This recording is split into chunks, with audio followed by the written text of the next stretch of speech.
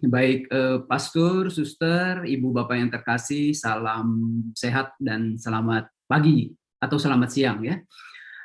Saya diberi tugas oleh panitia untuk memaparkan tema pertemuan pada minggu yang kedua. Oleh sebab itu izinkan saya share screen.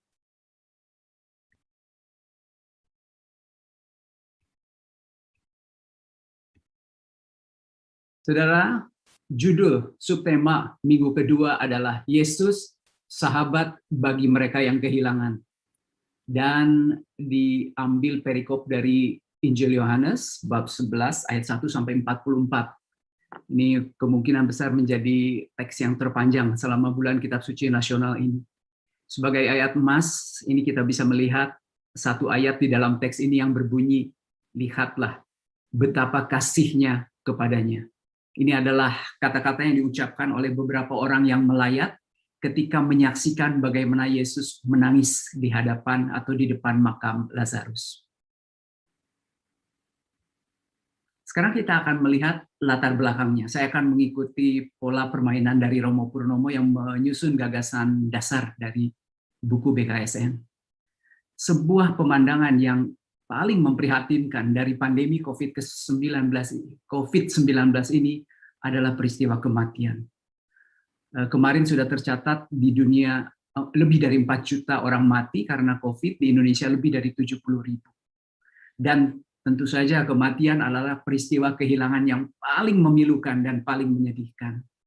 Belum lagi kalau kita lihat kematian akibat COVID ini kadangkala terpaksa diakhiri dengan pemakaman yang kurang layak dalam tanda kutip ya, antre di krematorium, keluarga masih harus menunggu tukang gali kubur karena tukang gali kubur masih sibuk di galian yang lain dan seterusnya. Maka dalam keadaan yang sangat memprihatinkan ini, dukungan keluarga, sahabat, rekan, teman, siapapun juga tentu saja menjadi kekuatan supaya keluarga yang ditinggalkan ini tabah dalam momen kehilangan ini. Maka keluarga Kristiani yang bergulat dengan momen memilukan ini, kematian maksudnya, hendak bercermin pada Yesus yang menjadi tokoh dalam bersikap dan bereaksi terhadap momen kehilangan ini. Saudara, pertemuan kedua ini membahas kisah tentang kebangkitan Lazarus atau Lazarus yang dibangkitkan. Teks ini merupakan salah satu kisah mukjizat dalam Injil Yohanes yang lazim disebut dengan kata tanda. Ini adalah tanda ke-7 dari 7 tanda dalam bagian pertama Injil Yohanes. Tetapi seperti tadi Romo Purnomo sudah mengatakan, bukan kematian dan kebangkitan Lazarus yang mungkin juga akan kita soroti. Kisah ini berbicara tentang sebuah keluarga yang sedang mengalami penderitaan dan kesedihan karena mengalami kehilangan anggota keluarga yang dikasihi. Saudara, kisah ini bercerita tentang keluarga Marta, Maria, Lazarus. Keluarga yang sangat dikasihi oleh Yesus. Mereka tinggal di kota Betania, 3,5 kilometer jaraknya dari kota Yerusalem, dan selalu apabila Yesus ini mampir ke Yerusalem, pasti Yesus menyempatkan diri untuk berkunjung ke rumah keluarga ini. Maka keluarga ini boleh dikatakan adalah keluarga yang merupakan sahabat-sahabat Yesus. Nah, tadi juga Romo Purnomo menawarkan sebelum kita meneliti teks, kita melihat dulu gagasan teologis dari kitabnya sendiri secara garis besar ya. Di sini kita lihat Injil Yohanes. Ada 2 hal yang mau disampaikan gagasannya untuk menjadi bahan permenungan. Pertama, di dalam Injil Yohanes, Yesus ini menyatakan atau mewahyukan atau menyingkapkan Allah Bapa kepada manusia. Supaya mereka dapat mengenal siapa itu Allah, dan dengan demikian dibebaskan sekaligus diubah dengan pewahyuan tersebut. Mungkin di bagian awal Injil Yohanes bab 1 ayat 18 dikatakan, tidak ada yang pernah melihat Bapa, tetapi anak tunggal Allah yang berada di pangkuan Bapa, dialah yang menyatakan. Jadi, Yesus ini akan menyingkapkan Allah itu siapa. Dan salah satu cara Yesus untuk memperkenalkan Allah itu siapa adalah dengan cara membuat tanda atau mukjizat. Apa itu mukjizat? Mukjizat adalah tanda untuk melegitimasi, untuk membuktikan bahwa Yesus ini memiliki kekuatan dan otoritas ilahi. Samping itu, mukjizat juga adalah sebuah tanda, sebab ia menunjukkan secara simbolis tentang siapa Allah dan apa yang sedang Allah kerjakan. Yang kedua, tadi gagasan pertama, Yesus adalah pewahyuan Allah. Gagasan yang kedua, Injil Yohanes ini menekankan pentingnya untuk menjalin relasi dengan Yesus Kristus, relasi yang hidup, relasi yang mendalam. Mereka yang percaya disatukan dengan Yesus Kristus dalam sebuah relasi spiritual yang menguatkan dan di dalam kasih. Yang ketiga ini poin yang paling penting. Injil Yohanes mengartikan bahwa kasih bukanlah pertama-tama sebuah perasaan, tetapi sebuah tindakan. Love is an action, not an emotion. Contoh yang paling gampang di Injil Yohanes katakan misalnya ketika Yesus berkata di Yohanes bab 14 ayat 15, "Jikalau kamu mengasihi aku, engkau menaati perintah-perintah." Atau di bagian penghujung Injil Yohanes, 3 kali Yesus bertanya kepada Petrus, "Simon, apakah engkau mengasihi aku lebih daripada mereka ini?" "Ah, Tuhan, kau tahu aku mengasihi engkau." Lalu Yesus berkata apa? "Gembalakan domba-dombaku." 3 kali. Cinta atau kasih itu adalah tindakan, bukan semata-mata perasaan. Untuk masuk ke dalam penafsiran perikop, saya melihat buku digital BKSN sudah jauh dari lengkap, sangat-sangat lengkap ya. Tapi sekali lagi saya tegaskan bahwa perikop Yohanes bab 11 ayat 1 sampai 45 yang menjadi bacaan minggu kedua BKSN ini merupakan salah satu kisah mukjizat yang terpenting dalam Injil Yohanes karena dia adalah tanda atau mukjizat ketujuh dari 7 tanda yang ada di bagian pertama Injil Yohanes. Kalau Anda ingat, tanda pertama yang dilakukan Yesus adalah pada pesta perkawinan di Kana. Ini tanda pertama. Tanda ketujuh, tanda terakhir, tanda klimaks adalah bercerita tentang sebuah pemakaman. Yang satu bercerita tentang peristiwa sukacita, yang lain bercerita tentang peristiwa duka cita. Nah, saudara, perikop ini juga mengangkat satu tema. Temanya adalah tema iman akan Allah. Maka, kisah tentang transisi dari kematian Lazarus menuju kehidupan ini berhubungan dengan transisi dari ketidakpercayaan manusia menuju iman kepada Yesus. Sejumlah peristiwa seputar kebangkitan Lazarus ini juga mengisyaratkan apa yang akan terjadi dengan Yesus, yang akan pergi ke Yudea untuk mati dan dibangkitkan dari kematian. Jadi, para ahli tafsir mengatakan bahwa peristiwa kematian dan kebangkitan Lazarus itu adalah pralambang dari kematian dan kebangkitan Yesus. Buktinya apa? Karena kisah kebangkitan Lazarus ini diapit oleh 2 upaya rencana pembunuhan terhadap Yesus. Lalu kita lihat yang kedua, bahwa nanti ada saudara Lazarus bernama Maria, itu berjumpa dengan Yesus, sujud di hadapan kaki Yesus. Ini juga mengantisipasi bagaimana nanti Maria Magdalena yang meratap di makam dan bertemu dengan Yesus yang bangkit. Kisah tentang pembangkitan Lazarus ini mencakup 54 ayat, tapi mengingat bahwa ini perikopnya sangat panjang, akan dibatasi sampai ayat yang ke-45 saja. Secara teks, kisah ini memiliki struktur sebagai berikut. Jadi 6 ayat pertama, itu introduksi atau perkenalan, lalu ayat 7 sampai 16, bercerita tentang sebuah keputusan. Yesus memutuskan untuk pergi ke Yudea. Dan ini diprotes oleh murid-muridnya. Kenapa? Karena justru Yesus itu meninggalkan Yudea, lari ke seberang sungai Yordan, karena ada ancaman pembunuhan. Tapi pada saat itu, ada seorang rasul bernama Thomas yang mengatakan, mari kita pergi untuk mati bersama-sama dengan dia. Ayat 17-27 mengisahkan tentang perjumpaan Yesus dengan Marta. Pada saat ini Yesus mengungkapkan dirinya sebagai kebangkitan dan hidup.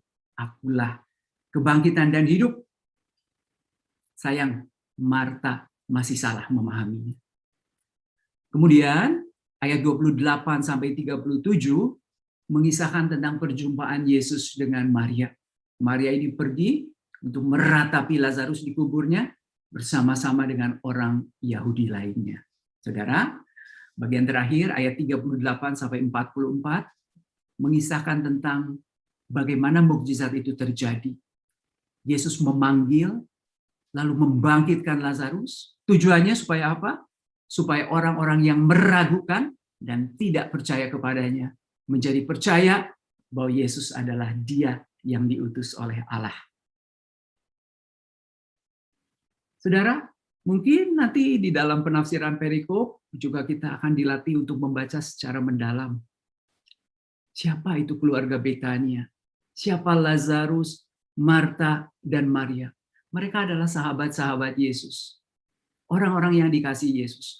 Kota Betania itu apa pentingnya?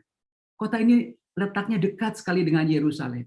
Setiap kali Yesus itu berkunjung ke Yerusalem, selalu menyempatkan diri untuk berkunjung ke kota Betania, dengan demikian singgah ke rumah keluarga yang menjadi sahabat Yesus. Lalu apa persoalan yang sedang menimpa keluarga ini? Oh, rupanya ada salah satu anggota keluarganya mati. Lalu bagaimana sikap Yesus terhadap persoalan yang menimpa keluarga itu? Itu harus direnungkan. Lalu ketika kita itu melihat bahwa akhirnya Yesus mengambil keputusan untuk kembali dari Transyordan, dari seberang sungai Yordan ke Betania, kita akan melihat sekali lagi bagaimana pertentangan antara Yesus dan para muridnya atas keputusan Yesus. Lalu juga kita harus merenungkan apa perkataan Yesus, Lazarus, saudara kita telah tertidur. Ini ada lengkap ya di buku digital BKSN. Perjumpaan antara Yesus dengan Marta merupakan kesempatan bagi Yesus untuk mewartakan bahwa Dia adalah kebangkitan dan hidup. Penting untuk direnungkan bahwa percaya kepada Yesus merupakan satu-satunya jalan untuk mencapai kebangkitan dan kehidupan. Dalam bagian perjumpaan Yesus dengan Maria, kita akan melihat bagaimana relasi Yesus dengan Maria. Karena Maria berbeda dengan Marta. Maria itu tidak melakukan apa-apa, hanya langsung sujud di bawah kaki Yesus. Lalu kita juga akan menyaksikan bagaimana reaksi Yesus ketika mendatangi kubur Lazarus. Dia menangis. Kenapa? Bagian terakhir berbicara tentang mukjizat kebangkitan. Yesus memanggil dan membangkitkan Lazarus. Tujuannya supaya orang-orang yang meragukan Dia dan tidak percaya kepadanya, percaya bahwa Yesus itu adalah Dia yang diutus oleh Allah. Perlu direnungkan doa Yesus kepada Bapaknya sebelum peristiwa pembangkitan. Jadi pertama kali Yesus itu meminta supaya batu penutup makam Lazarus itu diangkat atau dibuka. Hal pertama yang dilakukan oleh Yesus adalah Dia berdoa. Berdoa kepada Allah Bapa. Dan kalau kita lihat bunyi dari doanya, Bapa, aku mengucap syukur kepadamu. Sama seperti kata Romo Yosef tadi. Masa pandemi itu bukan hanya doa untuk memohon pertolongan, tetapi juga doa untuk bersyukur. Kenapa Yesus bersyukur kepada Allah Bapa? Karena Engkau telah mendengarkan aku. Karena Engkau telah mendengarkan aku. Maka perlu direnungkan juga bahwa doa Yesus kepada Bapaknya sebelum peristiwa pembangkitan itu apa maknanya bagi kita di masa yang sulit ini. Saudara, di bagian pesan dan penerapan, kita akan melihat sosok Yesus ya, yang penuh kuasa untuk mengatasi kematian. Karena Dia adalah kebangkitan dan hidup. Tapi bukan hanya itu. Yesus adalah Dia yang peduli dan berbelas kasih terhadap para sahabat dan keluarga yang mengasihi dan dikasihi.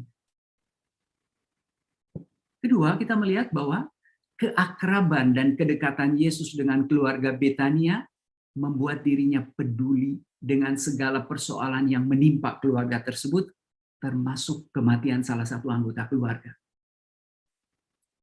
Yesus hadir di tengah keluarga yang sedang berkabung. Kehadiran Yesus ini bertujuan untuk memberikan penghiburan, meskipun dia juga akan mengadakan mukjizat. Tetapi bukan hanya mukjizat, dia datang memberikan penghiburan. Saudara, kenapa Yesus datang dan hadir di tengah-tengah keluarga yang sedang berkabung?